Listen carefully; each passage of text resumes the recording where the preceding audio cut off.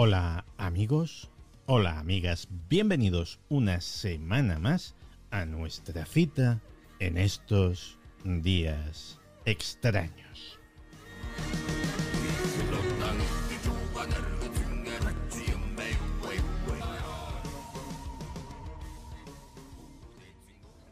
Pero ¿y si todos se vuelven locos? Todos estamos locos. Nosotros no, somos normales. No estaremos locos, pero tampoco somos normales. Nadie lo es. No, ya no. La realidad ya no es lo que era. Son días extraños. Con Santiago Camacho.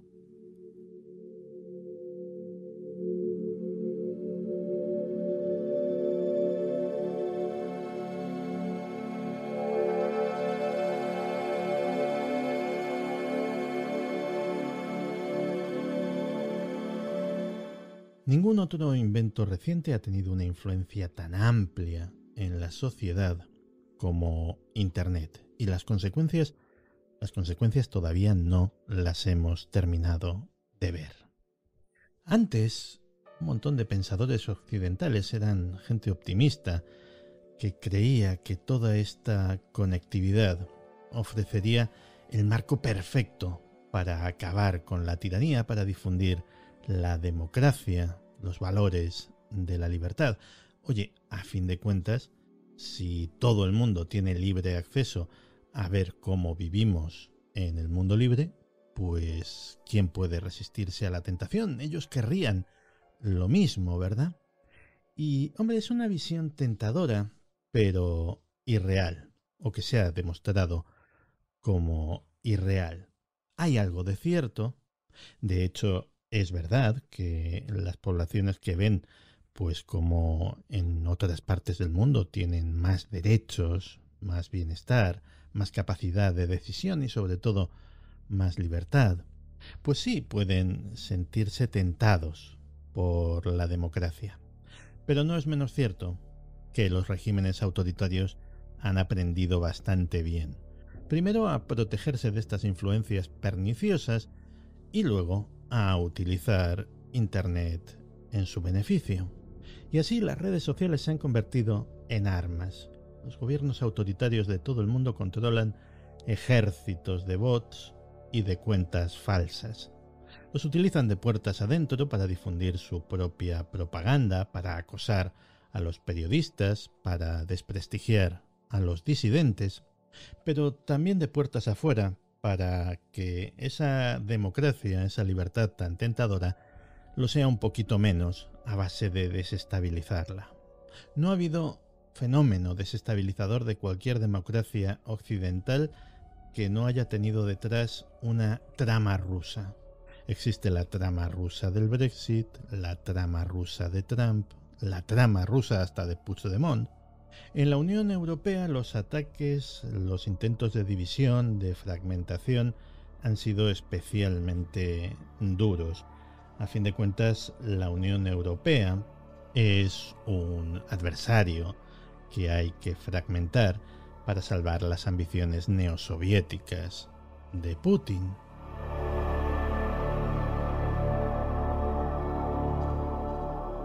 Historiadores y sociólogos saben que la radio occidental, tuvo un papel clave en la caída del muro de Berlín. Para las ondas de radio no hay muros y los alemanes del este podían escuchar las emisoras de la Alemania occidental. Así se enteraban de lo que ocurría fuera de su país y esa información diferente de la que les daba el régimen hizo crecer más y más y más la insatisfacción y finalmente esto derivó en las protestas que derribaron el muro. Oye, me diréis, pues entonces maravilloso porque Internet es como la radio, llega a todos sitios. Sí, pero no. Primero, no llega a todos sitios todo lo que debería llegar. La creciente crisis nos ha demostrado cómo es fácil para Rusia cortar las redes sociales occidentales y para Occidente cortar los medios propagandistas rusos. Pero la principal diferencia con la radio no es esta. La principal diferencia con la radio es que Internet se manipula fácilmente. La confianza en las instituciones democráticas está en su punto más bajo. Una encuesta de Gallup de 2018, por ejemplo, decía que el número de estadounidenses que confían en el Congreso había pasado del 43 al 11%.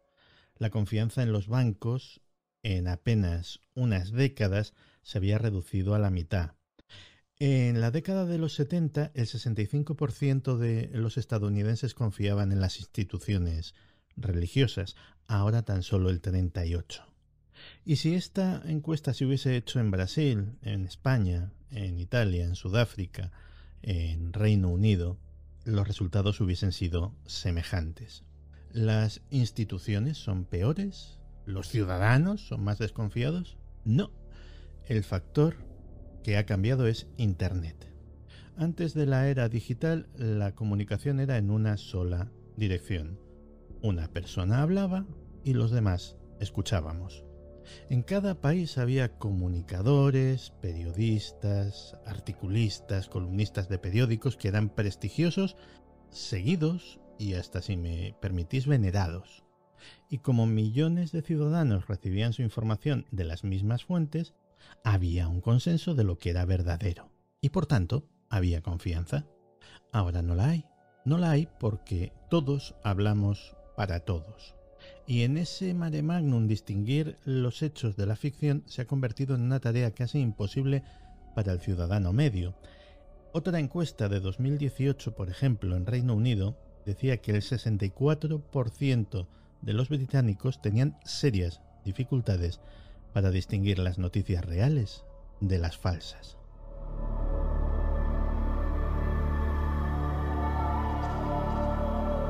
Como todos hablamos para todos, cuando se trata de un régimen autoritario, pues nos llegan las voces de sus partidarios y también las de sus críticos.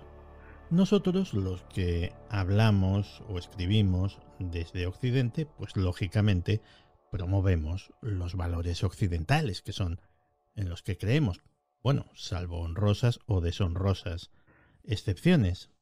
Pero los blogueros, tuiteros, podcasters, youtubers de los regímenes autoritarios, muchos de ellos apoyan pues los valores nacionalistas y xenófobos de su caudillo correspondiente y son recompensados por ello. En Rusia, por ejemplo, tenemos el caso de Maxim Kononenko, que era un bloguero pro-Putin y que, bueno, pues terminó teniendo su propio programa de televisión en horario estelar. Pero Internet además les ha dado a los dictadores una herramienta valiosísima para detectar a los disidentes. Ahora, con que des like a una publicación crítica con el régimen, ya basta para que tengas la atención del Estado sobre ti.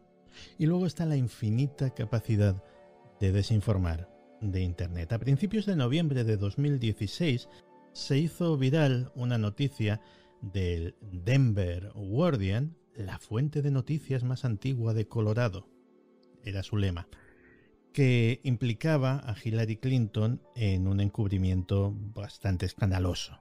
Decía el titular: agente del FBI sospechoso en filtraciones de correo electrónico de Hillary encontrado muerto en aparente asesinato / suicidio. Miles y miles de personas leyeron la noticia, la compartieron en redes, la discutieron. El único problema es que era una fake news, una noticia falsa. Era la reina de las noticias falsas, porque es que no tenía ni un átomo de verdad. No existía el agente del FBI, ni la ciudad donde había ocurrido presuntamente el hecho, ni nadie de los que se mencionaban, ni el sheriff que la había investigado. Pero para colmo, es que tampoco existía el medio. No existe el Denver Guardian, la fuente de noticias más antigua de Colorado. Y lo más terrible del asunto es que esto no fue ideado en la granja de trolls que mantiene el Kremlin en San Petersburgo. No, esto lo inventó un tipo llamado para más señas Justin Kohler para ganar dinero con los clics y la publicidad.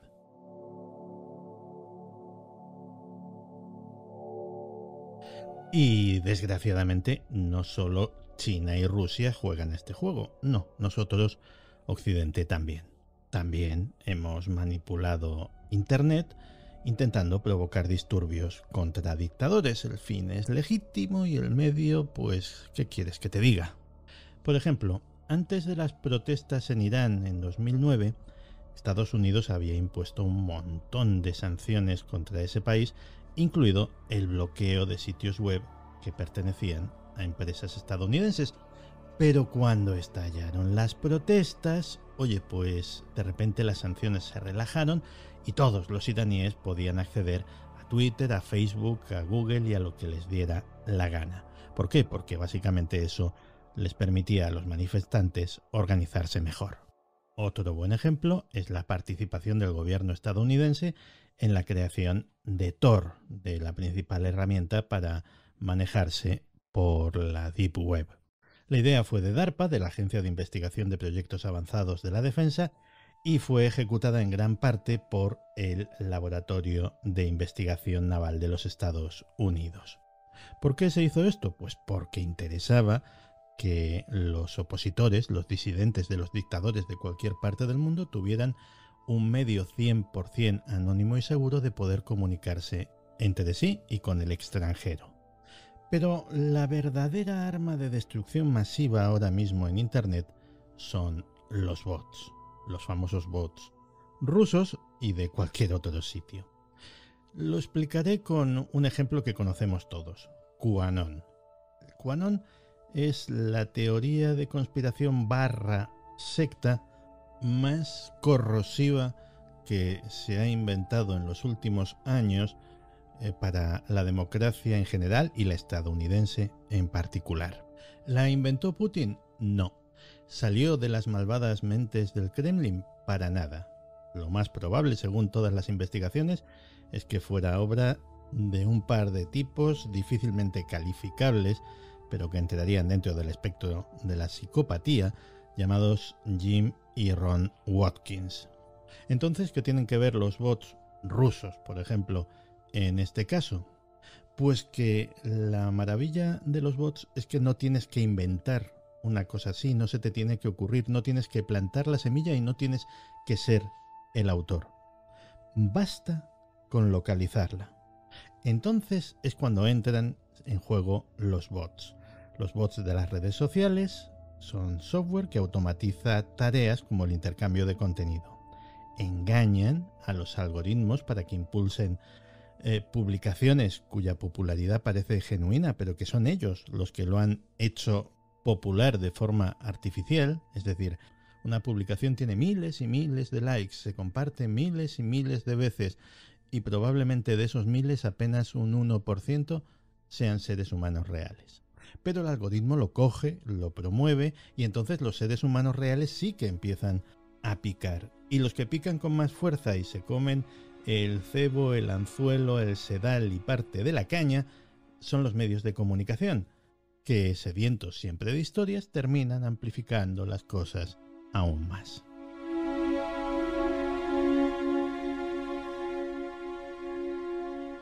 Otra característica bastante intrínseca de Internet es la facilidad que nos ha dado para ponernos en contacto, para comunicarnos. Antes de la era digital, alguien, por ejemplo, que tuviera una parafilia sexual o un fetichismo especialmente poco común, pues lo más seguro es que se viese abocado a una vida de frustración y soledad. Pero ahora, gracias a Internet, siempre hay un roto para un descosido y esa misma persona, estoy seguro de que disfruta de una vida sexual bastante entretenida sin que le falten compañeros para jugar a lo que sea. Eso está muy bien, pero también tiene su lado malo.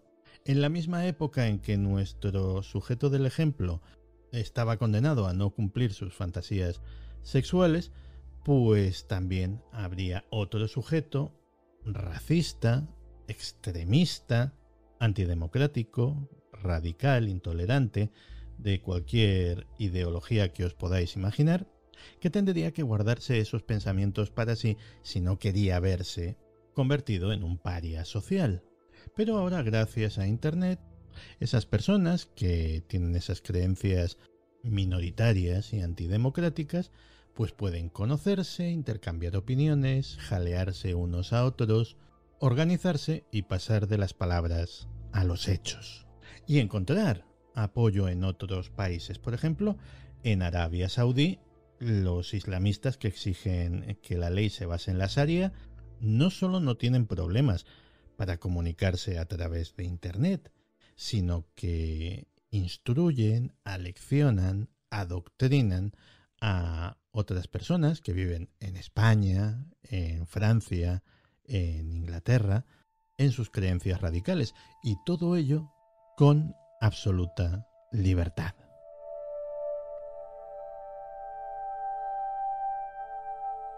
Pero volvamos a los bots. Cuando se piensa en bots, automáticamente se piensa en bots rusos. De hecho, ya habréis escuchado las 2 entrevistas que le he hecho a nuestro amigo bot ruso sobre estos temas.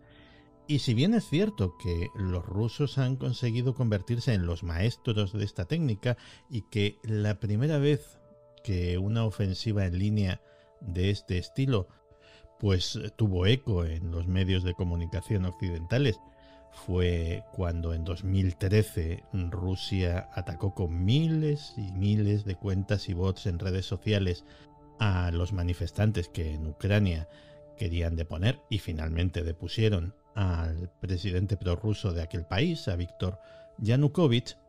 Lo cierto es que el primer caso conocido de bots que interfirieron en un proceso político ocurrió 3 años antes, casi 4, en Estados Unidos. Ocurrió en Massachusetts, en las elecciones al Senado. La candidata demócrata Martha Coakley era la favorita, lo cual era lógico porque el anterior candidato demócrata, Ted Kennedy, había estado representando al estado ininterrumpidamente desde 1962. Pero de repente todo eso cambió. ¿Por qué cambió? Pues porque en Twitter comenzó a circular una historia que decía que Martha Coakley era anticatólica y el voto católico pesa muchísimo en Massachusetts. ¿Y quién difundía esto? Pues un montón de cuentas, miles de cuentas, cuentas que no tenían datos biográficos, que no compartían seguidores entre sí, que el único tema sobre el que publicaban era sobre este, y además lo hacían a intervalos regulares de 10 segundos. Vamos, que eran bots. Bots diseñados para parecer ciudadanos indignados de Massachusetts. Solo que todo aquel tráfico provenía de un grupo de activistas conservadores de Ohio, a muchos kilómetros de allí. Pero, como os decía antes, los medios de comunicación picaron. Confundieron el trabajo de los bots con un auténtico movimiento de base, lo amplificaron y un escándalo que era inexistente se convirtió en un escándalo real y la buena de Martha Coakley perdió las elecciones. De esto hace solo 12 años, la primera vez, y desde entonces esa historia se ha repetido decenas de veces, algunas con consecuencias tan graves como el Brexit.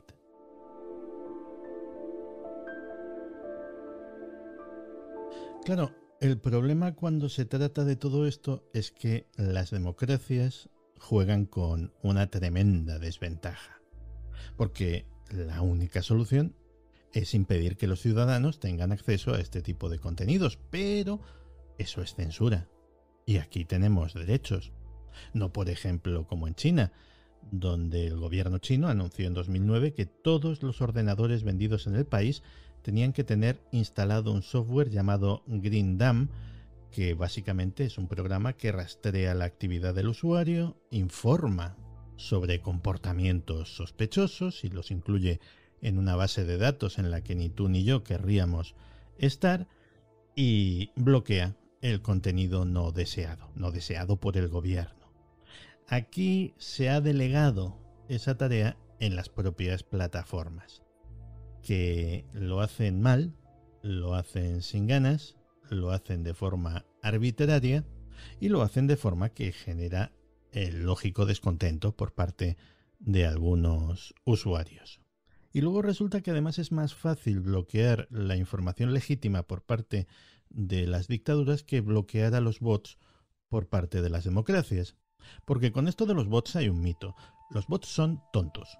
Es software muy simple que se limita a dar me gusta, a compartir, a difundir enlaces, alguno a trolear con algún tipo de algoritmo y ya está.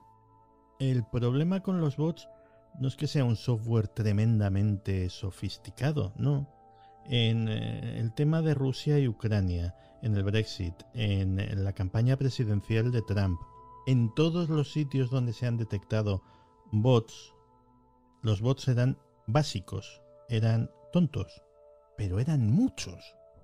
Y aunque limitados, esas escasas capacidades eran más que suficientes para abrumar a sus objetivos. Sus cascadas de temas de conversación repetitivos eran tan prolíficas que los oponentes se veían inundados, incapaces de responder de una forma rápida y efectiva. Y luego, pues todo hay que decirlo, el mayor éxito de los desinformadores rusos o de cualquier otra nacionalidad no depende tanto de su pericia como de la credibilidad a veces voluntaria, de muchos de los que reciben esos mensajes, porque a fin de cuentas no hay nada más bonito que te digan justo lo que estás deseando creer.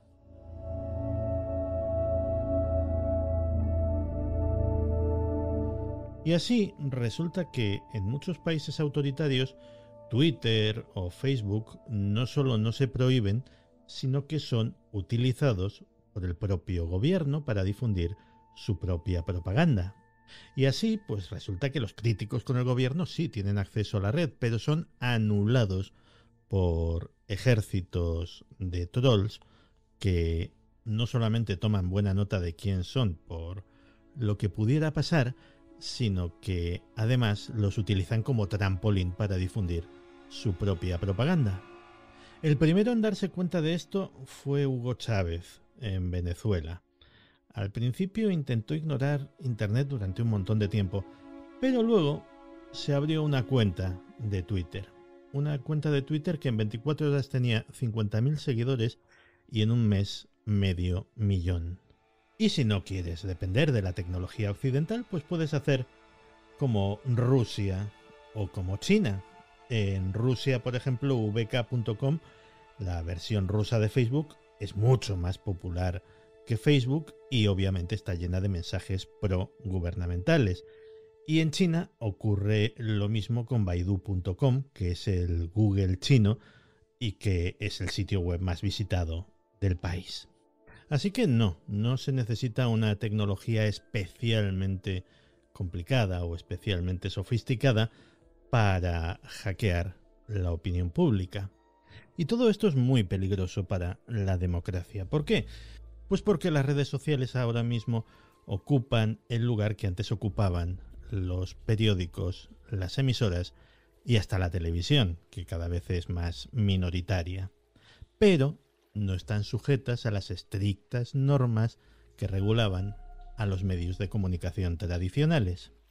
Por ejemplo, en época de elecciones, la Junta Electoral Central y sus equivalentes en otros países pues vigilan los medios de comunicación, la publicidad que se hace allí, etcétera, etcétera. Muy especialmente los de titularidad pública, como es lógico. Pero lo que sucede en las redes sociales, verdad, mentiras, rumores, bulos, maledicencias, jornadas de reflexión, lo que sea, todo eso forma parte del salvaje oeste. No hay regulación, no hay leyes. Y es algo a día de hoy bastante más influyente que cualquier medio de comunicación tradicional, público, privado o medio pensionista.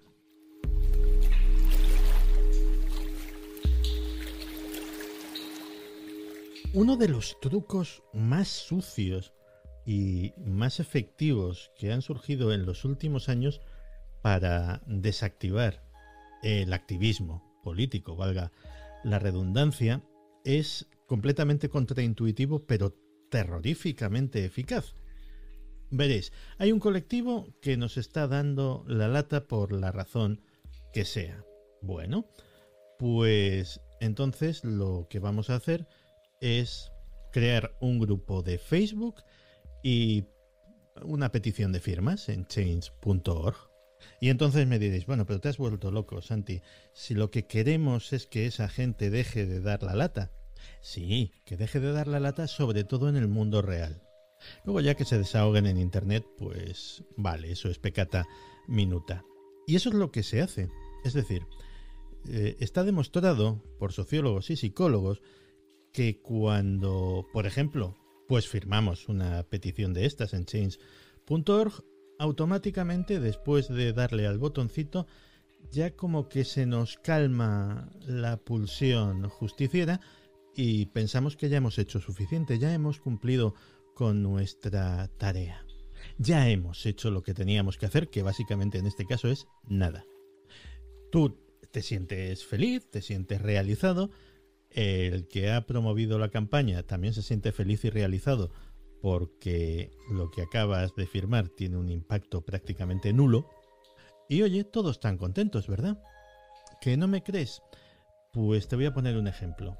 Hay una organización que se llama Saving the Children of Africa, salvar a los niños de África en Estados Unidos, que tiene un grupo de Facebook, y ese grupo de Facebook tiene casi 2 millones de miembros. ¡Wow! Mucha gente apoyando la causa, ¿eh? ¿Sabéis lo que consiguieron recaudar en dinerito contante y sonante? El que de verdad salvaría a los niños de África, $12.000. Lo que vendría a ser menos de la centésima parte de un céntimo por cada uno de los seguidores. Pero ellos, como estaban en el grupo de Facebook y opinaban y se indignaban con las fotografías de los pobres niños delgaditos, pues oye, ya habían cumplido. ¿Para qué iban a poner $1? Pues con el resto de las cosas pasa lo mismo. La inmensa mayoría de nosotros creemos que nuestro activismo, entre comillas activismo, en Internet es más que suficiente. Y los que no quieren que te movilices, pues también lo piensan.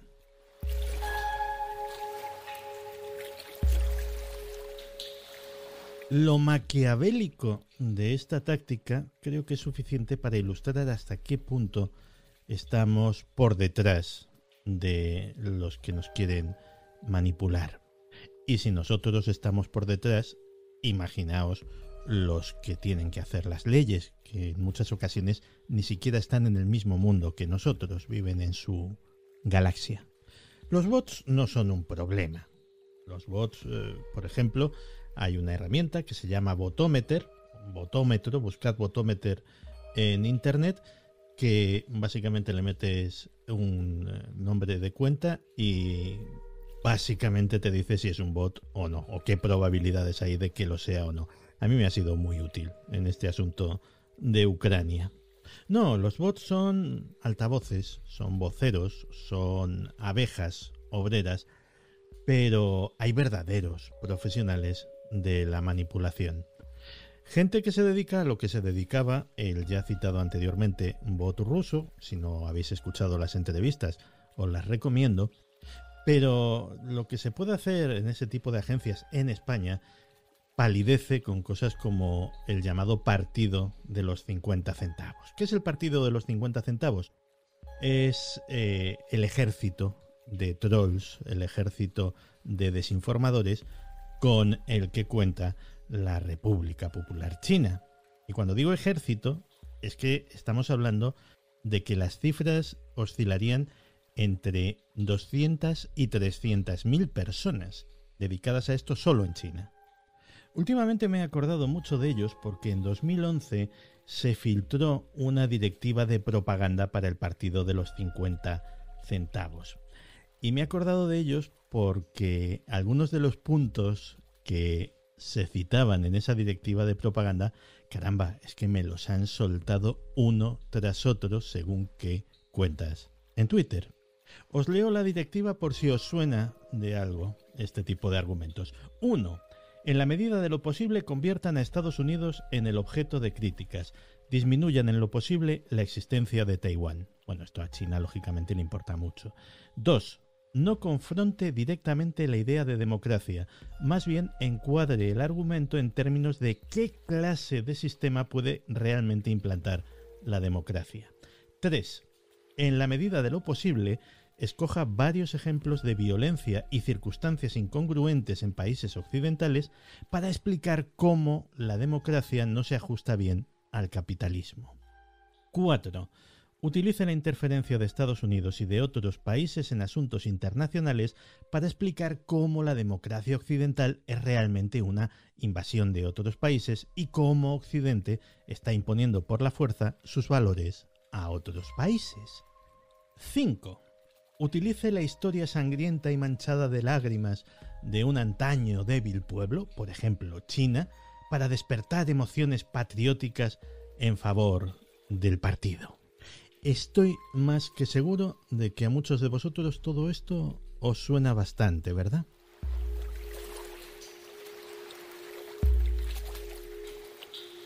Y esto es lo que hay, por triste que sea. Esto es lo que hay. ¿Y qué se puede hacer al respecto? Me preguntaréis. No tengo ni la menor idea. De momento saberlo, estar informado. Muchos de vosotros sois justificadamente críticos con los medios de comunicación tradicionales. Y es lógico. Y sabéis que cada medio tiene una línea editorial y una agenda y unos propietarios y que se compran y se venden favores. Todo eso está muy bien saberlo. Está muy bien tenerlo en cuenta. Pero ahora no me seáis ingenuos y no penséis que la persona que tenéis enfrente en las redes sociales es un dechado de virtud y no se comunica con vosotros por algún interés, alguna agenda, o al servicio o a sueldo de alguien. Y esto no se circunscribe solo a cuentas anónimas en las redes sociales. También podríamos hablar de youtubers, de blogueros y toda clase de creadores de contenido. Porque los medios de comunicación, y no voy a defenderlos, porque no, porque he trabajado en ellos, entre otras cosas, los medios de comunicación sí tienen ese sesgo, esa agenda, esa línea editorial, llámalo como quieras. Pero por lo menos se les ve venir. No creo que seas tan inocente de no saber lo que te vas a encontrar cuando accedes a un determinado medio de comunicación. Sí, lo sabes, y precisamente acudes a ello porque lo sabes, reconócelo. Pero en los otros medios, en los medios alternativos, la manipulación es mucho más sutil, mucho más difícil de detectar y por tanto mucho más peligrosa.